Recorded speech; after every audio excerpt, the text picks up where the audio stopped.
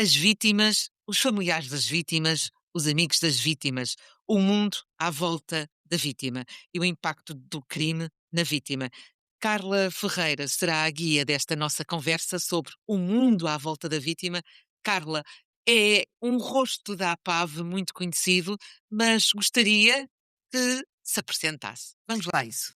Então, eu sou assessora técnica da direção, a minha formação de base é criminologia. Nos últimos anos tenho estado a trabalhar, sobretudo em duas redes especializadas, que é a APAV-OUP, que trabalha com vítimas de homicídio, terrorismo e vitimação em massa, e aí sim também trabalhamos com muitos familiares de vítimas, e também com a APAV-CARE, que trabalha com crianças e jovens vítimas de violência sexual, que também, na sua gênese e pela sua natureza, também trabalha com muitos familiares. Como é que um familiar ou um amigo da vítima sente ser amigo de uma vítima? Como é que ele sente essa ligação? Depende do grau de proximidade ao crime ou à vítima. Depende de várias coisas. Pode depender da ligação à vítima, ela própria, pode também depender da ligação com a pessoa agressora. Também não nos podemos esquecer que muitas vezes, por exemplo, quando falamos de, vamos supor, de violência sexual contra crianças e temos uma mãe que descobre que o filho, por exemplo, é vítima de violência sexual praticado pelo pai, estamos a falar aqui também de uma relação que pesa na forma como esta familiar, esta mãe, vai ter para lidar com a situação. E, portanto, tudo depende também daquilo que é a própria ligação. Se testemunhou o crime, se não testemunhou, se sabia que o crime aconteceu, se não sabia, se só descobriu porque alguém revelou. Todos estes fatores vão pesando, de alguma forma, naquilo que é a reação de quem está à volta, entre aspas, que são os familiares, que são os amigos. Tudo isto é importante, porque é diferente eu saber que alguém que me é relativamente distante foi vítima de um crime, o impacto que eu vou ter é diferente do que se eu for a irmã, a filha, a mãe, e portanto tudo isto tem um peso muito, muito significativo neste processo. Para além do apoio à vítima, como é que se dá apoio a essas, como eu costumo chamar, vítimas colaterais? É Elas, importante. elas são receptivas? São. E é importante destacar uma coisa, por vezes são, entre aspas, colaterais, mas cada vez mais estas vítimas têm sido integradas no próprio estatuto da vítima e serem consideradas formalmente como vítima. O que é que eu quero dizer com isto? Por exemplo, se houver um homicídio, para todos os efeitos legais, a vítima não é apenas a vítima que morreu. Por exemplo, se houver um cônjuge, o cônjuge também pode ser vítima. Se houver filhos, os filhos também podem ser vítimas, formalmente e de forma mais reconhecida.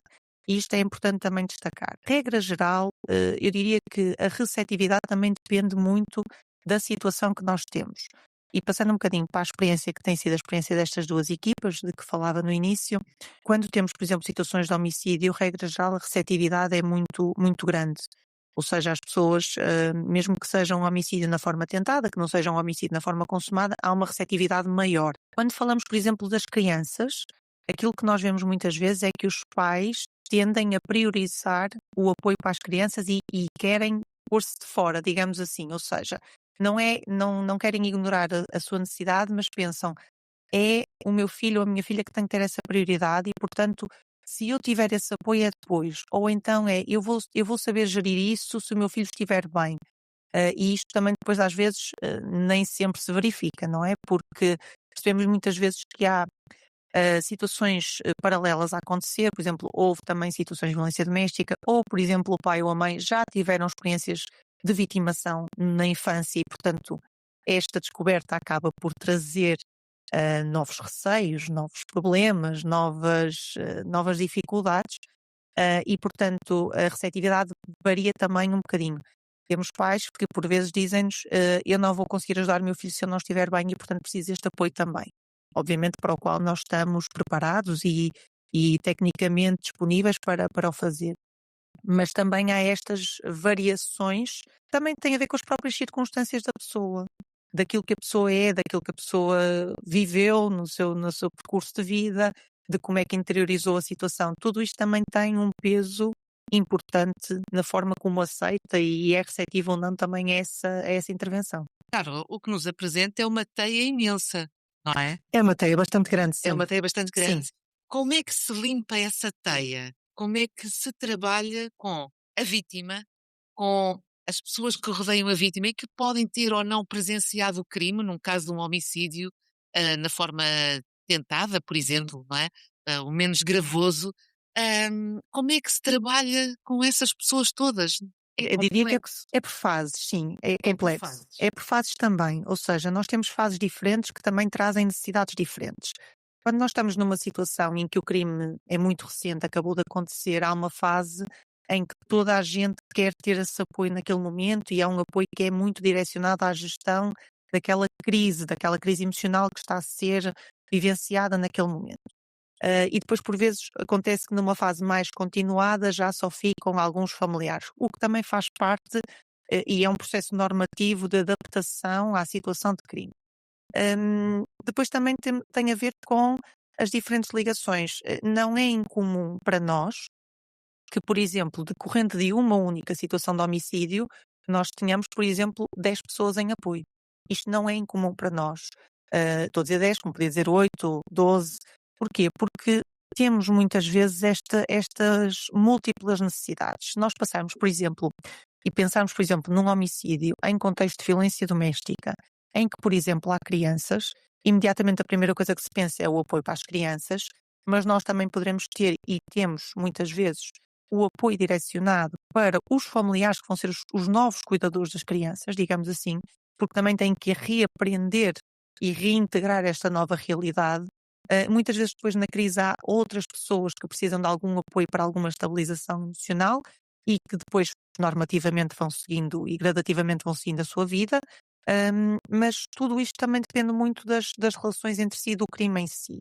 E depois tudo isto é trabalhado, obviamente, quando fazemos esta intervenção, temos que olhar para aquilo que é a dinâmica das pessoas que estão em redor da vítima, ou quando não temos uma vítima viva, quando temos uma vítima mortal, qual é a dinâmica entre eles. Isto pode significar aqui várias coisas. Nós podemos ter familiares que pronto, têm uma boa relação e que são um complemento, digamos assim, entre si de apoio, e podemos ter exatamente o oposto. Portanto, também toda a nossa intervenção tem que ser desenhada consoante estas circunstâncias que nós vamos encontrar. Nós temos quase que fazer um plano, digamos assim, da família, do quem é que nós vamos encontrar, quais são as relações, qual é a rede de suporte, para que se possa ter uma intervenção direcionada e que não seja prejudicial, digamos assim, também, porque não é isso que se quer. Ou seja, isto é muito mais complexo do que aparenta ser. A PAV constrói como se, não é, como se fosse uma rede de famílias, de gente, pessoas, para conseguir perceber como é que vai ser a vossa intervenção. A Sim. quem é que vão acudir primeiro? A quem é que vão acudir em paralelo?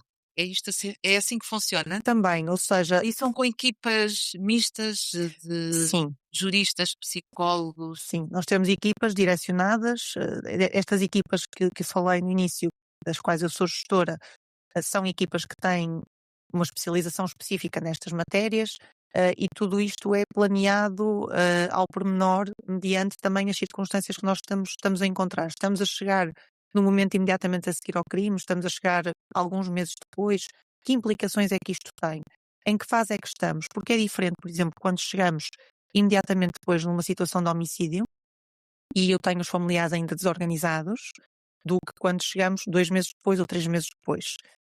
Tudo isto faz muita diferença, e uma intervenção, e aquilo que nós temos percebido é que uma intervenção numa fase inicial tem também aqui uma taxa de sucesso e de adesão Maior. e também de podermos evitar aqui outros problemas que às vezes são subsequentes e são paralelos, do que só entrarmos 2 ou 3 meses mais tarde. Mas sim, é muito importante para nós percebermos quem é que são as pessoas que podem necessitar de apoio, para nós também podermos direcionar os recursos, para nós podermos analisar a situação. Porque quando, por exemplo, temos uma situação de morte, aquilo que é a nossa experiência é que há sempre um familiar mais organizado.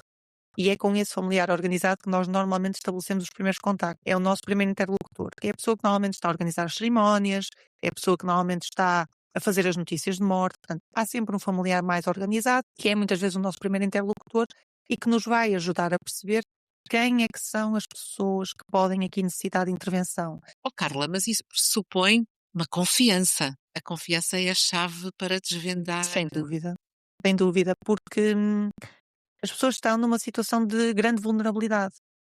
E quando nos batem à porta, ou por sua iniciativa, ou quando nos chegam, por exemplo, por iniciativa das autoridades policiais ou do INEM, que muitas vezes vai intervir na crise, ou por outros meios, as pessoas chegam numa situação de vulnerabilidade e as pessoas, aquilo que esperam e aquilo que nós procuramos sempre providenciar é um apoio, e um acolhimento que vá de encontro também àquilo e que compreenda aquilo que são as necessidades naquele momento. E as pessoas também percebem que este apoio que nós estamos a dar, é um apoio muito direcionado e muito, especializado e muito trabalhado. Porque as pessoas percebem esse grau de especialização quando nós já fazemos algumas perguntas que, de alguma forma as pessoas percebem: "Não, ok, quem está a fazer isto Sabe o está que é que está dentro", a fazer. exatamente, está dentro da matéria. E portanto, esse trabalho também é muito importante, também constante capacitação das nossas equipas e constante trabalho destas equipas, precisamente para que naquele momento em que a pessoa está numa situação de extrema vulnerabilidade, porque nós precisamos muitas vezes nos pôr um bocadinho naquilo que são os sapatos da outra pessoa. E aquilo que nós temos não são só pessoas que estão, desoladas porque aquele familiar foi vítima de um crime ou foi vítima de uma situação de homicídio e perderam aquele familiar de forma abrupta. É tudo o que está em redor. Como é que esta morte aconteceu? Como é que este crime aconteceu? O que é que eu sabia? Portanto, todo este trabalho que tem que ser feito, a vulnerabilidade nestas situações é absolutamente extrema. E, portanto, a nossa entrada também tem que ser uma entrada com confiança e que também transmita confiança. As pessoas veem-nos como sendo, as figuras de referência, e aquilo que nós também pretendemos ser é as figuras de referência naquele momento de crise de organização, nós sermos as figuras de referência. Isto pode ir, obviamente, desde um apoio emocional, obviamente no apoio da gestão emocional, até depois questões mais práticas. Por exemplo, num homicídio, muitas vezes o trabalho que fazemos é mais prático, já pensou quem é que vai ser a funerária que vai fazer? Já contratou? Não contratou? Já notificaram toda a gente? Não, ok, quem é que falta notificar? Onde é que estão estas pessoas? São pessoas que vêm para cá, são pessoas que estão de outra parte do país. Portanto, todo este trabalho de esmiuçar ao pormenor as necessidades daquele momento, para que a sua vivência do pós-crime seja o mais serena possível. Carla, ouvindo-a e sabendo que a sua formação é de criminologia, está no sítio certo. Espero que sim. Espero que sim. Mas o seu dia a dia é conviver, não sei se será a expressão mais indicada, mas pronto, vamos adotar esta, conviver mais com a vítima ou com o crime? Neste momento é até mais a gestão das equipas que estão no terreno e aqui a ligação institucional a outras entidades. Ou seja, eu, se fizermos uma comparação futebolística, sou o distribuidor de jogo. Também depois acabo por ser a supervisora daquilo que é a intervenção técnica. Ocasionalmente, e sempre que é necessário, vou também fazer a intervenção se for o caso. Mas aqui o nosso foco é mais do que o que aconteceu do crime e deixar isso para quem tem esse poder, são as vítimas e são as pessoas que obviamente que nos motivam a fazer este trabalho. Agora, do lado das vítimas, sente que há uma maior recepção ao vosso apoio, à vossa chegada? Sim, sem dúvida, as pessoas vão percebendo. Há uns anos tínhamos ainda a visão de que a APAV estava muito ligada ainda à violência doméstica. Cada vez mais esse trabalho tem sido claramente percebido, e também valorizado pelas pessoas, também pelas próprias equipas que estão no terreno, muitas vezes numa situação inicial, a polícia, o INEM, o Ministério Público. Portanto, também há esta valorização, interinstitucional que também é importante e que também acaba por dar corpo e também dar mais segurança às pessoas. E o que é que eu quero dizer com isto? É diferente quando eu abordo uma vítima e lhe pergunto: ok, quem é que falou consigo da polícia? Dá-me permissão para eu falar com esta pessoa da polícia e eu estabelecer um contacto com a polícia, ou com o INEM, e dizer: ok, falamos, estamos em sintonia. Se as pessoas percebem esta sintonia entre as instituições, é muito importante, isso também lhes dá confiança, dar-lhes maior segurança. E isso também é um motor para um bom processo de apoio, um processo de apoio que se enrola de forma mais tranquila. Uma das questões que está muitas vezes subjacente aqui na nossa intervenção tem a ver precisamente com as pessoas acharem que as instituições não falam entre si. E aquilo que nós tentamos fazer é exatamente o oposto. Até porque Não é muitas o vezes, caso. Aqui exatamente, as instituições falam, falam estão e muitas ligadas. vezes começa exatamente a porta de entrada de muitas destas situações são outras instituições. São, por exemplo, ter um INEM a ligar-me a dizer preciso do vosso apoio aqui. E haver logo imediatamente um diálogo, e quando eu ligo para a pessoa, ou quando alguém da equipa liga para a pessoa, diz: falamos com a pessoa X que falou consigo antes. E a pessoa pensa: ok, está aqui um vínculo de confiança, as pessoas falam entre si de facto, as coisas acontecem, nós vemos as coisas acontecerem. Isto é muito, muito importante e também muito apaziguador, Não é aquela pessoa que, olha, agora apareci aqui, depois falou com alguém antes, depois, mas eu já não me lembro, não sei, não estive lá. Ou Isto é seja, importantíssimo. a APAV nunca cai de paraquedas, Não, não é? dificilmente. Ou seja, vem acompanhado ou é dirigida por outros organismos, por outros, não é? Também, mas também temos muitas pessoas a procurarem-nos por sua iniciativa. Isso também é importante destacar. Precisamente porque o trabalho que nós temos feito de reconhecimento, Sim, a notoriedade que já exatamente, também acaba por levar a que as pessoas façam esse contacto diretamente. Mas também temos muitas vezes esta entrada que é precedida de um contacto de outra instituição. E que quando nós chegamos e dizemos, falamos com a pessoa X, o inspetor A, o psicólogo B, tu dizes, ok, há aqui um vínculo de confiança. Esta pessoa diz, olha, eu sei que relatou isto, sei que a situação é esta. Só o facto de eu dizer que sei qual é a situação é altamente tranquilizador. metade do caminho já está feito. Exatamente, porque a pessoa pensa, ok, não vou ter que contar a história do início, posso fazê-lo se quiser, mas não vou ter de o fazer. Isso também é muito tranquilizador neste processo de evitarmos que as pessoas estejam sempre a repetir, a repetir, a repetir e a cansarem-se com isso e a retraumatizarem-se com esse processo. Carla, a Carla é um dos rostos mais conhecidos da APAV. Qual é a pergunta que nunca lhe foi feita quando fala com os jornalistas? É difícil.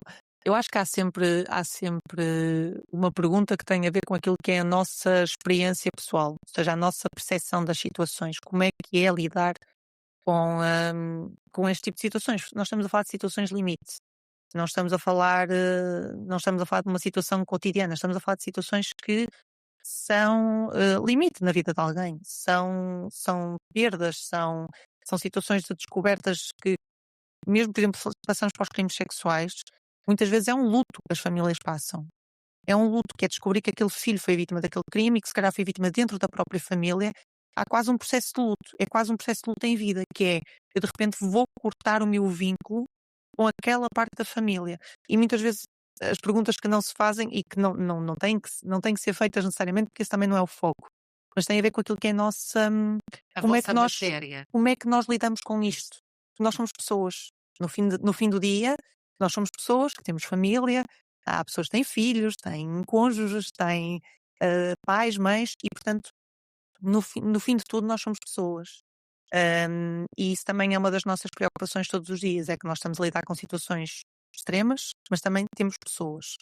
E uma das grandes preocupações que a PAF também tem trabalhado é precisamente com o bem-estar das suas pessoas, porque vai haver sempre uma situação em que nós nos identificamos, por alguma razão. Eu tenho uma situação que me ficou para sempre e que me vai ficar para sempre, eu tenho essa consciência, porque houve uma identificação, porque a criança era da mesma idade de uma pessoa da minha família que me é próxima e, portanto, toda a minha presença, e foi uma situação obviamente Limite. excepcional, limite, mas toda a minha presença naquele momento com aquela criança, não era só aquela criança que lá estava, era a figura também desta pessoa que é da minha família. E não é a mesma coisa quando nós temos uma criança agarrada a nós a chorar, porque isto acontece, e nós pensamos, ok, é uma criança, não há uma representação, ou não, ou temos esta representação. E isto são situações limite e para nós também não é fácil estarmos nelas, mas quando estamos de corpo inteiro e estamos perfeitamente imbuídos daquilo que é o nosso trabalho, mas é importante que depois nós, saindo desse momento, nós consigamos ter internamente também e obviamente fora, no contexto familiar, uma rede de suporte que nos permita respirar fundo, largar e partir para a próxima situação. Porque estamos a falar de pessoas a cuidar de pessoas. E isto vai ser sempre uma matriz importante a ter em consideração. Carla Ferreira, uma pessoa a cuidar de muitas pessoas, de corpo inteiro. Muito obrigada por esta conversa, a descoberta do outro lado, do que é ser vítima e de toda uma rede de que a APAV cuida. Obrigada. Obrigada.